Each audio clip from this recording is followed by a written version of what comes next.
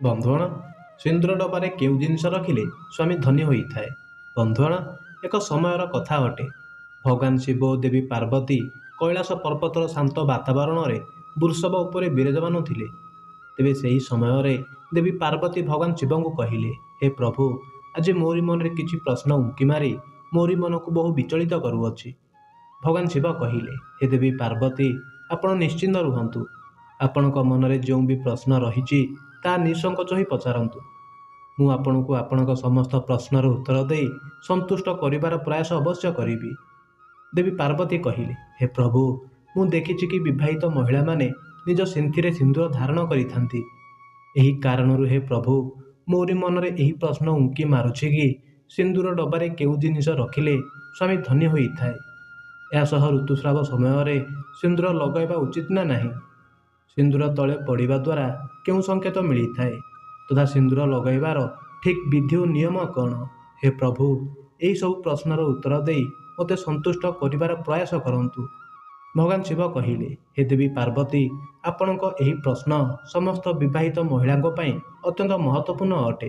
କିନ୍ତୁ ହେ ଦେବୀ ପାର୍ବତୀ, ମୁଁ ଆପଣଙ୍କୁ ଆପଣଙ୍କ ପ୍ରଶ୍ନର ଉତ୍ତର ଦେବା ଆଗରୁ କିଛି କଥା କହିବି, ଯାହାକୁ ଆପଣ ମନ ଧ୍ୟାନ ଦେଇ ଶେଷ ଯାଏଁ ଅବଶ୍ୟ ଶୁଣନ୍ତୁ। କାରଣ ଅଧା ଅଧୁରା ଜ୍ଞାନ ବିଷ ଭଳି କାମ କରିଥାଏ। ଯିଏ ବି ଏହି କଥାକୁ ପୁରା ମନ ଲଗାଇ ଶେଷ ଯାଏଁ ଶୁଣି ନେଇଥାଏ, ତାରି ଉପରେ ମୋରି ଆଶୀର୍ବାଦ ସର୍ବଦା ବନି ରହିଥାଏ। ଦେବୀ ପାର୍ବତୀ କହିଲେ, ହେ ପ୍ରଭୁ, ଆପଣ କଥା ଶୁଣାଇବା ଆରମ୍ଭ କରନ୍ତୁ। ମୁଁ ଏହାକୁ ଅବଶ୍ୟ ମନ ଧ୍ୟାନ ଦେଇ ଶେଷ ଯାଏଁ ଶୁଣିବି। ଭଗବାନ ଶିବ କଥା ଶୁଣାଇବା ଆରମ୍ଭ କଲେ। ଭଗବାନ ଶିବ କହିଲେ, ହେ ଦେବୀ ପାର୍ବତୀ, ହିନ୍ଦୁ ଧର୍ମରେ ବିବାହିତ ମହିଳାଙ୍କ ଜୀବନରେ ସିନ୍ଦୁରର ଖାସ୍ ମହତ୍ତ୍ୱ ରହିଛି।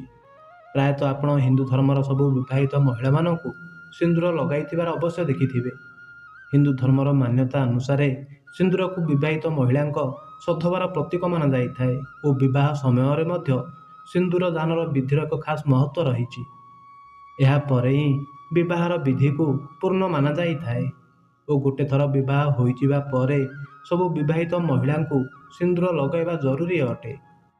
ଶେଷରେ ସମୟ ବଦଳିବା ବେଳେ କେତେ ଲୋକ ଏହାକୁ ରୂଢ଼ିବାଦିତା ମାନିବାରେ ଲାଗିଥାନ୍ତି ଓ ଆଜିକାଲି କେତେ ମହିଳାଙ୍କ ବିବାହ ହୋଇଯିବା ପରେ ମଧ୍ୟ ବିନା ସିନ୍ଦୁରରେ ରହିଥାନ୍ତି। ହେ ଦେବୀ ପାର୍ବତୀ, ଆପଣ ଜାଣି ଆଶ୍ଚର୍ଯ୍ୟ ହେବେ କି ହିନ୍ଦୁ ଧର୍ମରେ ବନାଯାଇଥିବା ଏହି ପରମ୍ପରାକୁ କେବଳ ଧାର୍ମିକ ମହତ୍ତ୍ୱ ନୁହଁ, ବଲ୍କି ଏହାର ସନ୍ଦର୍ଭରେ କେତେକ ନିୟମ ରହିଛି, ଯାହାର ପାଳନ କରିବା ଅନିବାର୍ଯ୍ୟ ଅଟେ। ସିନ୍ଦୁର ଲଗାଇବାର ସନ୍ଦର୍ଭରେ ଯେଉଁ ବି ନିୟମ କୁହାଯାଇଛି, ସବୁ ସହାକୃତ ଅଟେ। ଅନ୍ୟଥା ତାଙ୍କରି ଜୀବନରେ ଅସୁବିଧା ଉତ୍ପନ୍ନ ହେବାକୁ ଲାଗିଥାଏ ଓ ତାଙ୍କରି ପତିକୁ କଷ୍ଟ ସହିବାକୁ ପଡ଼ିଥାଏ।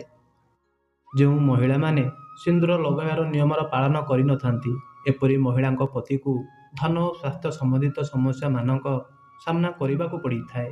ହେ ଦେବୀ ପାର୍ବତୀ, ଏବେ ଶୁଣନ୍ତୁ ସିନ୍ଦୁର ଲଗାଇବାର କେଉଁ କେଉଁ ନିୟମ ରହିଛି, ଯାହାର ପାଳନ ପ୍ରତ୍ୟେକ ମହିଳାମାନଙ୍କୁ ନିଶ୍ଚୟ କରିବା ଉଚିତ। ବିବାହିତ ମହିଳାମାନଙ୍କୁ ସର୍ବଦା ସିନ୍ଦୁର ନିଜ ପଇସାରେ କିଣିକରି ଲଗାଇବା ଉଚିତ। କୌଣସି ଅନ୍ୟର ପଇସାରେ କିଣାଯାଉଥିବା ସିନ୍ଦୁର ଲଗାଇବା ଠାରୁ ବଞ୍ଚିବା ଉଚିତ। କେତେ ମଧ୍ୟ ବଡ଼ ମଜବୁରି ଥାଉ ନା କାହିଁକି, ବିବାହିତ ମହିଳାମାନଙ୍କୁ କୌଣସି ଅନ୍ୟ ମହିଳାଙ୍କ ସିନ୍ଦୁରକୁ ନିଜ ସିନ୍ଥିରେ ଭରିବା ଠାରୁ ବଞ୍ଚିବା ଉଚିତ। କୌଣସି ଅନ୍ୟ ମହିଳାର ସିନ୍ଦୁରକୁ ସିନ୍ଥିରେ ଭରିବା ବହୁତ ହିଁ ଅଶୁଭ ହୋଇଥାଏ। ଏପରି କରୁଥିବା ମହିଳାଙ୍କ ପତିକୁ ଧନ ସମ୍ବନ୍ଧିତ ସମସ୍ୟାମାନଙ୍କୁ ସାମ୍ନା କରିବାକୁ ପଡ଼ିଥାଏ ଓ ପତି ଉପରେ କୌଣସି ବି ସଙ୍କଟ ଆସିପାରେ।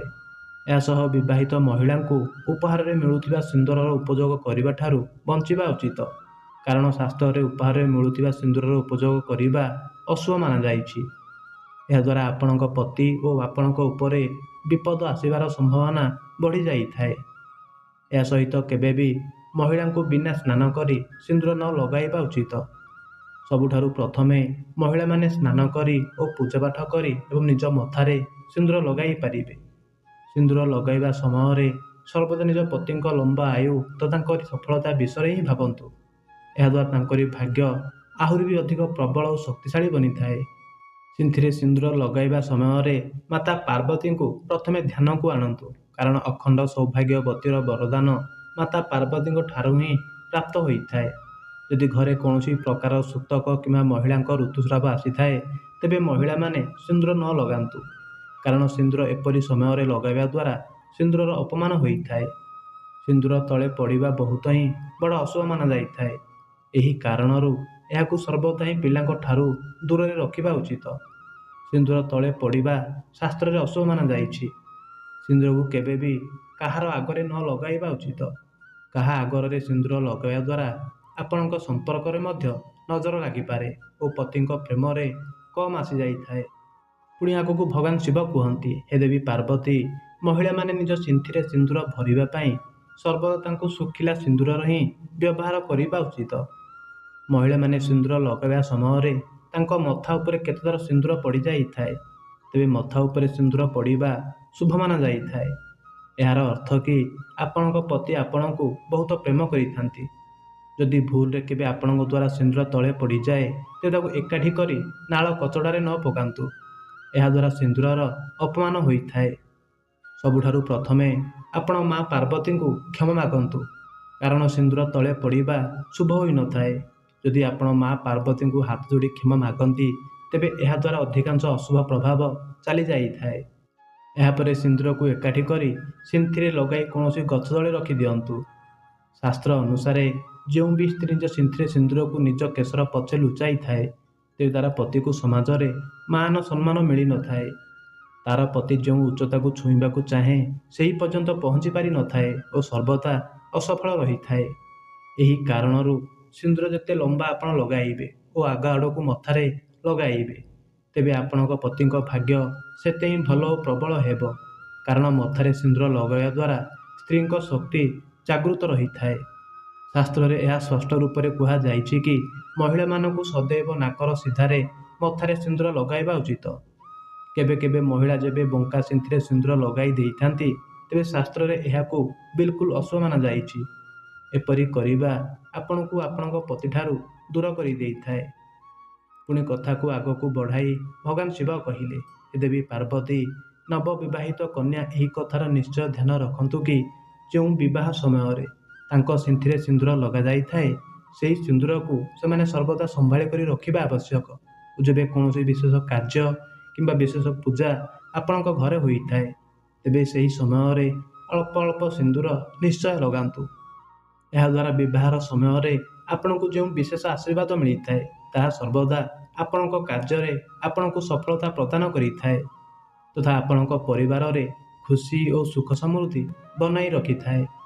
ପୁଣି ଭଗବାନ ଶିବ କହିଲେ, ହେ ଦେବୀ ପାର୍ବତୀ, ଏବେ ଶୁଣନ୍ତୁ ସିନ୍ଦୁର ଡବାରେ କେଉଁ ଜିନିଷ ରଖିଲେ ସ୍ୱାମୀ ଧନବାନ ହୋଇଥାଏ। ହେ ଦେବୀ ପାର୍ବତୀ, ସିନ୍ଦୁର ଡବାରେ ଏକ ରୂପାର ମୁଦ୍ରା ରଖିବା ବହୁତ ହିଁ ଶୁଭ ମାନାଯାଇଥାଏ। ଏପରି କରିବା ଦ୍ୱାରା ଆପଣଙ୍କୁ ମାତା ପାର୍ବତୀଙ୍କ ଆଶୀର୍ବାଦ ମିଳିଥାଏ। ଏହି କାରଣରୁ ବିବାହିତ ମହିଳାମାନଙ୍କୁ ନିଜର ସିନ୍ଦୁର ଡବାରେ ଏକ ରୂପାର ମୁଦ୍ରା ନିଶ୍ଚୟ ରଖିବା ଆବଶ୍ୟକ। ଏପରି କରି ସେହି ସିନ୍ଦୁର ଲଗାଇବା ଦ୍ୱାରା ଆପଣଙ୍କ ପତିଙ୍କ ଆୟୁଷ ଲମ୍ବା ହୋଇଥାଏ ଓ ଆପଣଙ୍କ ଘରେ ପତିଙ୍କ ଭାଗ୍ୟ ଖୋଲି ଯାଇଥାଏ ଏବଂ ସେ ଧନବାନ ହେବାରେ ଲାଗିଥାଏ। ବିବାହିତ ମହିଳାମାନଙ୍କୁ ସ୍ୱୟଂ ନିଜେ ସିନ୍ଦୁର ଲଗାଇବା ଉଚିତ। ଯଦି ଆପଣଙ୍କୁ ସ୍ୱପ୍ନରେ ସିନ୍ଦୁର ଦେଖାଯାଇଥାଏ, ତେବେ ଏହା ବହୁତ ହିଁ ଶୁଭ ମାନାଯାଇଥାଏ। ସ୍ୱପ୍ନରେ ସିନ୍ଥିରେ ସିନ୍ଦୁରର ଦେଖାଦେବାର ଅର୍ଥ କି ଆପଣଙ୍କ ବାପ ଘରୁ ବହୁତ ହିଁ ବଡ଼ ଖୁସି ଖବର ମିଳିବାକୁ ଯାଉଅଛି। ଏହା ସହ କୌଣସି ଅଶୁଭ ଆପଣଙ୍କ ସାଥିରେ ହେବାକୁ ଅଛି ତ ତାହା ମଧ୍ୟ ଟଳି ଯାଇଥାଏ। ଯଦି କୁମାରୀ ସ୍ତ୍ରୀକୁ ସ୍ୱପ୍ନରେ ନିଜକୁ ସିନ୍ଦୁର ଲଗାଇବାର ଦେଖିଥାଏ, ତେବେ ଏହାର ଅର୍ଥ କି ତାରି ବିବାହ ତାର ମନପସନ୍ଦର ବର୍ଗ ସହ ହେବାକୁ ଯାଉଅଛି। ସିନ୍ଦୁର ସଦ୍ଭାବର ଚିହ୍ନ ହୋଇଥାଏ। ସିନ୍ଦୁରରେ ମାତା ରାଣୀଙ୍କ ଆଶୀର୍ବାଦ ଲୁଚି ରହିଛି ଓ ସିନ୍ଦୁର ଲଗାଇ ଯେବେ ଆପଣ କୌଣସି ବି ଶୁଭ କାର୍ଯ୍ୟ କିମ୍ବା ପୂଜାପାଠ କରିଥାନ୍ତି, ତେବେ ତାରି ଫଳ କେତେ ଗୁଣା ଆପଣଙ୍କୁ ମିଳିଥାଏ।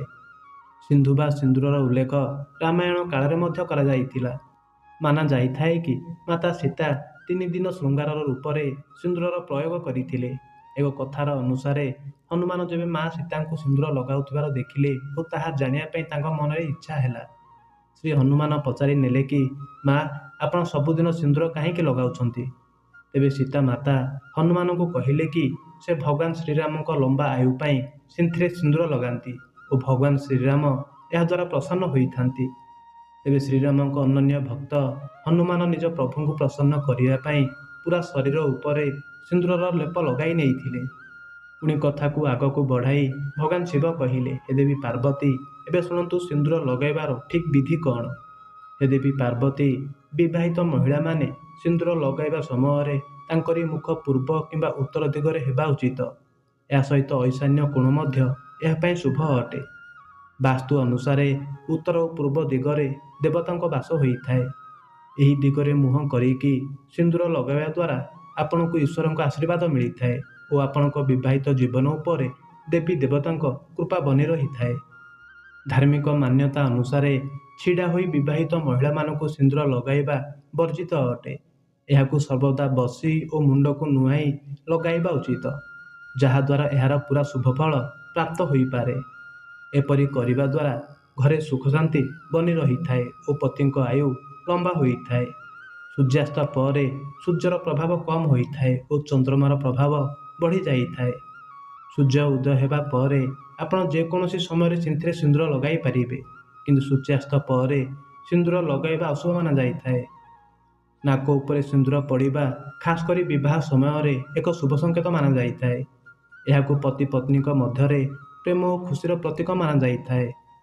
ଏହା ମଧ୍ୟ ମାନାଯାଇଥାଏ କି ଏହାଦ୍ୱାରା ପତିର ଆୟୁଷ ଲମ୍ବା ହୋଇଥାଏ। ଏହା ମଧ୍ୟ ମାନାଯାଇଥାଏ କି ନାକ ଉପରେ ସିନ୍ଦୁର ପଡ଼ିବା ଦ୍ୱାରା ମାତା ଲକ୍ଷ୍ମୀଙ୍କ କୃପା ବନି ରହିଥାଏ। ଜ୍ୟୋତିଷ ଶାସ୍ତ୍ର ଅନୁସାରେ ବିବାହିତ ମହିଳାମାନେ ସେଥିରେ ସିନ୍ଦୁର ଲଗାଇବା ସମୟରେ ଯଦି ମଥା ଉପରେ ପଡ଼ିଯାଏ, ତେବେ ଏହା ବହୁତ ଶୁଭ ହୋଇଥାଏ। ଏହା ଏହି କଥାର ସଂକେତ କି ଆପଣଙ୍କୁ ଆପଣଙ୍କ ପତିଠାରୁ ବହୁତ ପ୍ରେମ ଓ ଖୁସି ମିଳିବାକୁ ଯାଉଅଛି। ବେକରେ ସିନ୍ଦୁର ଲଗାଇବା ଦ୍ୱାରା ଧ୍ୟାନ ଈଶ୍ୱରଙ୍କ ଆଡ଼କୁ କେନ୍ଦ୍ରିତ ହୋଇଥାଏ ଓ ବ୍ୟକ୍ତିଙ୍କ ମନରେ ସକାରାତ୍ମକ ଉର୍ଜାର ସଞ୍ଚାର ହୋଇଥାଏ। କଥାକୁ ସମାପ୍ତ କରି ଭଗବାନ ଶିବ କହିଲେ, ହେ ଦେବୀ ପାର୍ବତୀ, ଆଶା କରୁଛି ଏହି କଥାର ମାଧ୍ୟମରେ ଆପଣଙ୍କୁ ଆପଣଙ୍କ ସମସ୍ତ ପ୍ରଶ୍ନର ଉତ୍ତର ମିଳିଯାଇଥିବ। ଦେବୀ ପାର୍ବତୀ କହିଲେ, ହେ ପ୍ରଭୁ, ଆପଣଙ୍କ କଥା ଶୁଣି ମୁଁ ଧନ୍ୟ ହୋଇଗଲି। ଆପଣଙ୍କ ଏହି କଥାର ମାଧ୍ୟମରେ ମୋତେ ମୋରି ସବୁ ପ୍ରଶ୍ନର ଉତ୍ତର ମିଳିଗଲା। ହେ ପ୍ରଭୁ, ଏହି କଥାକୁ ମୁଁ ପୁରା ବିଶ୍ୱ ଜଗତରେ ପ୍ରଚାର ଅବଶ୍ୟ କରିବି। ବନ୍ଧୁଗଣ, ଆଶା କରୁଛି ଏହି କଥାଟି ଆପଣଙ୍କୁ ନିଶ୍ଚୟ ପସନ୍ଦ ଆସିଥିବ। ଯଦି ଏହି କଥାଟି ଆପଣଙ୍କୁ ପସନ୍ଦ ଆସିଥାଏ, ତେବେ କମେଣ୍ଟ ବକ୍ସରେ ହର ହର ମହାଦେବ ନିଶ୍ଚୟ ଲେଖିଦିଅନ୍ତୁ। ଏହା ସହ ଭିଡ଼ିଓକୁ ଲାଇକ୍ କରି ଆମର ୟୁଟ୍ୟୁବ୍ ଚ୍ୟାନେଲକୁ ସବସ୍କ୍ରାଇବ୍ କରିଦିଅନ୍ତୁ। ଧନ୍ୟବାଦ।